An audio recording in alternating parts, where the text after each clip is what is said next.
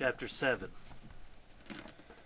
The village lay far from the railroad line and river.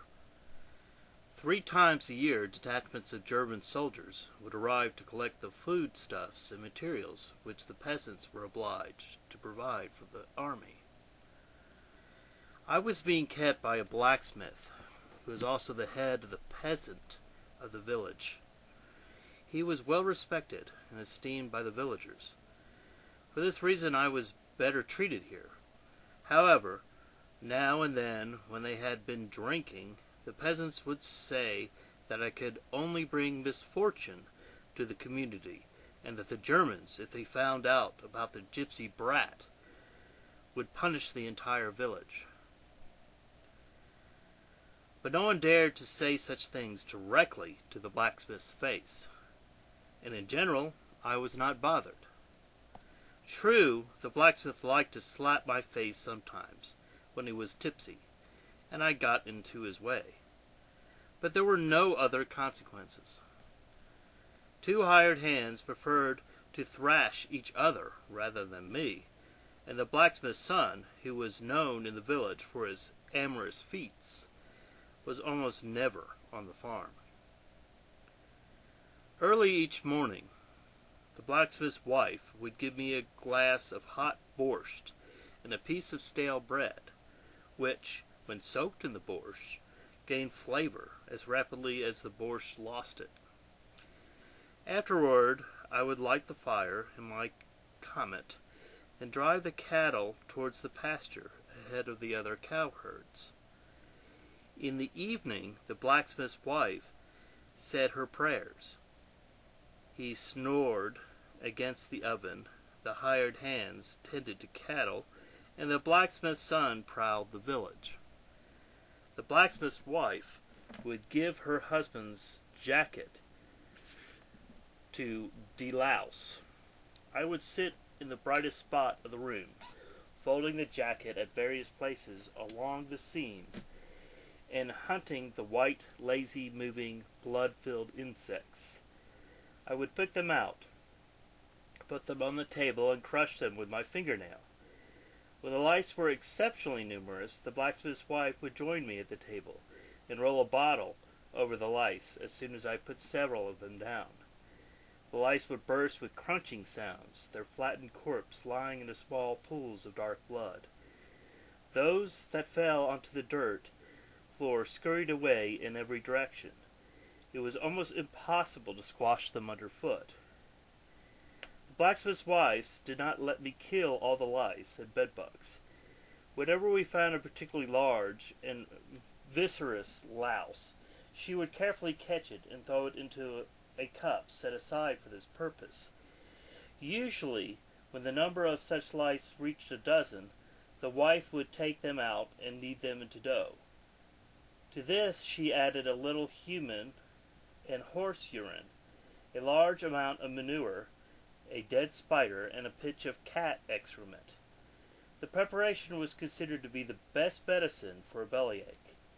When the blacksmith suffered his periodic bellyache, he had to eat several balls of this mixture. This led to vomiting. The wife assured him to his total conquest of the disease, which promptly fled his body. Exhausted by vomiting and trembling like a reed, the blacksmith would lie on the mat at the foot of the oven and pant like a bellows. He would then be given tepid water and honey, which calmed him. But when the pain and fever did not die down, his wife prepared more medicines. She would pulverize horses' bones to fine flour, add a cup of mixed bedbugs and field ants, which would start fighting with each other, mix it all with several hen's eggs, and then add a dash of kerosene. The patient had to gulp it down in one big swallow, and was rewarded with a glass of vodka and a piece of sausage. From time to time, the blacksmith was visited by mysterious mounted guests, who carried rifles and revolvers. They would inspect the house and then would sit down at a table with the blacksmith. In the kitchen, the blacksmith's wife and I would prepare bottles of home-brewed vodka, strings of spiced hunter's sausage, cheeses, hard-boiled eggs, and sides of roast pork. The armed men were partisans. They came to the village very often, without warning. What is more, they fought with each other. The blacksmith explained to his wife that the partisans had become divided into factions. The whites who wanted to fight both the Germans and the Russians, and the Reds who wanted to help the Red Army. Varied rumors circulated in the village. The whites wanted also to retain the private ownership of property, leaving the landlords as they were. The Reds, supported by the Soviets, fought for land reform. Each faction demanded increasing assistance from the villages. The white partisans, cooperating with the landlords, took revenge on all who were suspected of helping the Reds. The Reds favored the poor and penalized the villages for any help they gave to the whites. This especially persecuted the families of the rich peasants. The village was also searched by German troops, who interrogated the peasants about the partisan visits and shot one or two peasants to set an example. In such cases, the blacksmith would hide me in the potato cellar while he himself tried to soften the German commanders, promising them punctual deliveries of foodstuffs and extra grains. Sometimes the partisans' factions would attack and kill each other while visiting the village. The village would then become a battlefield. Machine guns roared, grenades burst, huts flamed, abandoned cattle and horses bellowed, and half-naked chickens howled. The peasants hid in cellars, embracing their praying women. Half-blind, deaf, toothless old women, babbling prayers and crossing themselves with arthritic hands, walked directly into machine gun fire, cursing the combatants and appealing to heaven for revenge. After the battle, the village would slowly return to life, but there would be fights among the peasants and boys for the weapons, uniforms, and boots abandoned by the partisans, and also arguments about where to buy dead and who should dig the graves. Days would pass in argument, and the corpses decomposed, sniffed by dogs in the daytime and chewed by rats at night. I was awakened one night by the blacksmith's wife, who urged me to flee. I barely had time to leap out of bed before male voices and a rattling weapons could be heard surrounding the hut. I hid furtively in the attic, with a sack thrown over my body, clinging to a crack in the planks, through which I could see a large part of the farmyard. A firm male voice ordered the blacksmith to come out. Two armed partisans dragged the half-naked blacksmith into the yard, where he stood, shivering from cold and hitching up his falling trousers. In a tall cap with star-spangled epaulets on his shoulders, the leader of the band approached the blacksmith and asked him something. I caught a fragment of a sentence. "You helped enemies of the fatherland." The blacksmith threw up his hands, swearing in the name of the Son and the Holy Trinity. The first blow fell upon him. He continued his denials, raising slowly to his feet. One of the men tore out a pole from the fence, swung it through the air, and clouted the blacksmith in the face. The blacksmith fell, and the partisans began to kick him all over with their heavy boots. The blacksmith groaned, writhing with pain, but the men did not stop.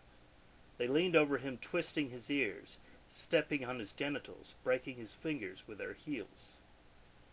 When he ceased to groan and the body sagged, the partisan hauled out the two hired hands, the blacksmith's wife and his struggling son. They opened wide the doors of the barn and threw a woman and man across the shaft of the cart in such a way that with the shaft under their bellies, they hung over it like an upset sack of grain. Then the partisan tore the clothing off the victims and tied their hands to their feet.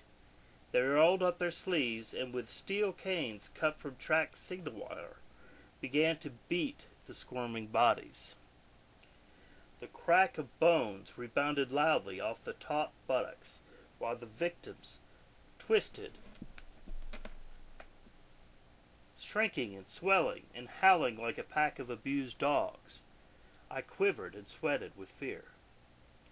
The blows rained one after another. Only the blacksmith's wife continued to wail, while the parson exchanged witticisms over her lean, crooked thighs. Since the woman did not stop moaning, they overturned her, face to the sky, her whitening breasts hanging down both sides. The men struck her heatedly, the rising crescendos of blows slashing to the woman's body and belly, now darkened by streams of blood. The bodies on the shaft dropped. The torturers put on their jackets and entered the hut, demolishing the furniture and plundering all in sight. They entered the attic and found me. They held me up by the neck, turning me around, punching me with their fist, pulling me by the hair. They immediately assumed that I was a gypsy foundling. They loudly deliberated what to do with me. Then one of them decided I should be delivered up to the German outpost, about a dozen miles from the hut. According to him, this would make the commander of the outpost less suspicious of the village, which was already tardy in its compulsory deliveries. Another man agreed, adding rapidly that the whole village might be burned down because of a single gypsy bastard.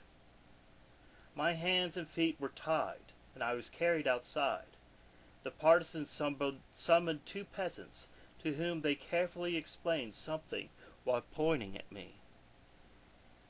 I was placed on a cart and lashed to a cross T. The peasants climbed out of the box seat and drove off with me. The partisans escorted the cart for several miles, swaying freely in their saddles, sharing food from the forest. When we entered the denser part of the forest, they again spoke to the peasants, struck their horses, and vanished in the thicket. Tired by the sun and by my uncomfortable position, I dozed off into half sleep. I dreamed I was a squirrel, crouching in the dark tree hole and watching with irony the world below.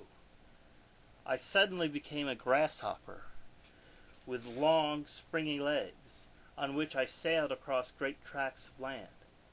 Now and then, as if through a fog, I heard the voices of the drivers, the neighing of the horses, and the squeaking of the wheels.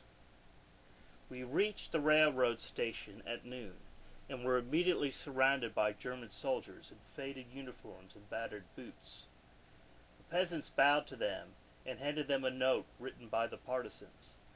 While a guard went off to call an officer, several soldiers approached the cart and stared at me, exchanging remarks. One of them, a rather elderly man, clearly fatigued by the heat, was wearing spectacles fogged by steaming droplets of sweat. He leaned against the cart and watched me closely with dispassionate water-blue eyes. I smiled at him, but he did not respond. I looked straight into his eyes and wondered if this would cast an evil spell on him. I thought he might fall sick, but, feeling sorry for him, I dropped my gaze. A young officer emerged from the station building and approached the cart. The soldiers quickly straightened their uniforms and stood at attention. The peasants, not quite sure what to do, tried to imitate the soldiers and also drew themselves up severely.